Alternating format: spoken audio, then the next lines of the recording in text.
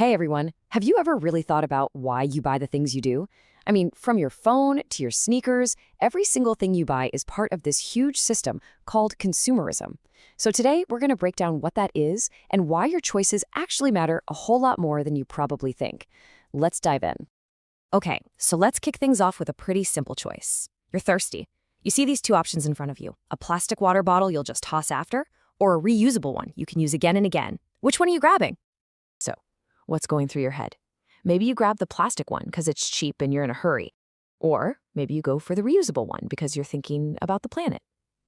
Whatever your reason is, the second you make that choice, boom, you've just acted as a consumer. And every single one of those little decisions is a piece in a giant economic puzzle. Right, so let's be super clear. A consumer is just anyone who buys stuff, goods or services. It could be a bottle of water, a new game, a haircut, you name it. And the key thing to get is that in our economy, the choices you make as a consumer have a really, really big impact. And that brings us to the big idea for today, consumerism. All it really is an economic theory that says the more we all buy, the healthier the economy is. You can kind of think of our collective shopping habits as the fuel that keeps the whole economic engine running. Okay, so we've established that you're a consumer. Got it. But what actually makes you pick one thing over another?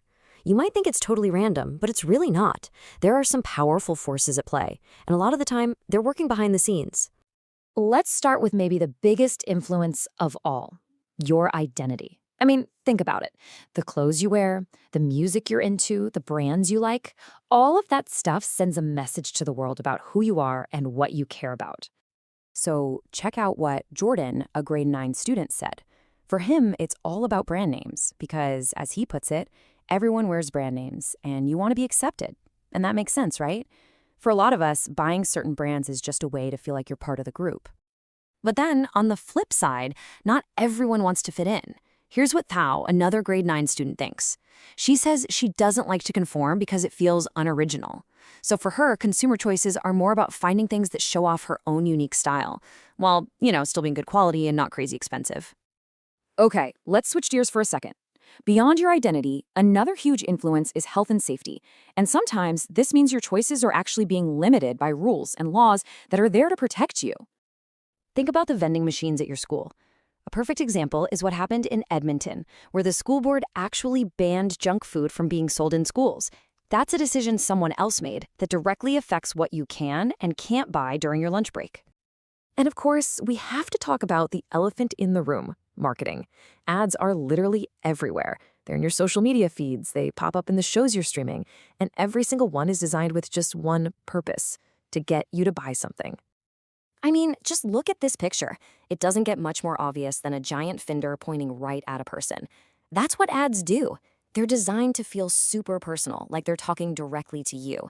And when you feel that connection, you're way more likely to buy what they're selling. Yeah, marketers have a whole toolbox of tricks. One of the biggest is called the bandwagon effect. That's when an ad makes you feel like everyone is using a product, which gives you a major case of FOMO, fear of missing out. Another classic is the testimonial, where they get a celebrity or a famous influencer to tell you how great a product is, just so you'll trust it more. So now we know what influences our choices. Let's talk about the impact of those choices. Because every single time you buy something, you're kicking off a chain reaction, a ripple effect that touches everything from jobs to the planet. Let's just take something super simple, like a pen. Before that pen ever gets to you, think about all the people involved. You've got miners digging up the metal, chemists making the plastic, workers in a factory putting it all together, and truck drivers shipping it to the store. Your decision to buy that one little pen helps support all those jobs. Now, just imagine that ripple effect, but multiplied by millions of people buying millions of things every single day. That's why your spending is such a huge deal. In the United States, it makes up a whopping 70% of all economic activity. Let that sink in. Our shopping is literally what keeps the economy moving. But there's always a but, isn't there? There's a flip side to all this buying. Making and shipping all this stuff takes a real toll on the environment. We're talking pollution, using up tons of energy, and draining our planet's natural resources. And this picture, wow, this really puts it all into perspective. That is not a natural canyon. That's a copper mine, the largest hole on Earth that was dug by humans. And why is it there? Because we, as consumers, demand products that use copper.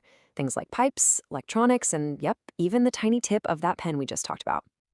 Okay, that was a lot. I know. We've gone from your personal style all the way to a giant hole in the ground. So let's just take a minute and recap the most important things to remember from all this. Okay, first, you are a consumer, and your choices are what drive the economy. It's a huge role. Second, a whole bunch of things influence what you decide to buy, like who you are, safety rules, and, of course, marketing. And third, and this is the big one, every purchase you make has a ripple effect that impacts jobs, the economy, and the environment. So here's the bottom line. Your choices are powerful. And if you understand the forces that are trying to shape those choices, and you think about the impact of what you buy, you can become a much more conscious consumer. And that helps build a world that's a little more fair and sustainable for everyone. All right, time for a super quick knowledge check. Can you name just one of those marketing techniques we mentioned that advertisers use to get you to buy stuff? And for the last one, we know your choices create jobs, but what's one other major impact, could be good or bad, that your consumer choices have on the world? Something to think about. Thanks so much for tuning in.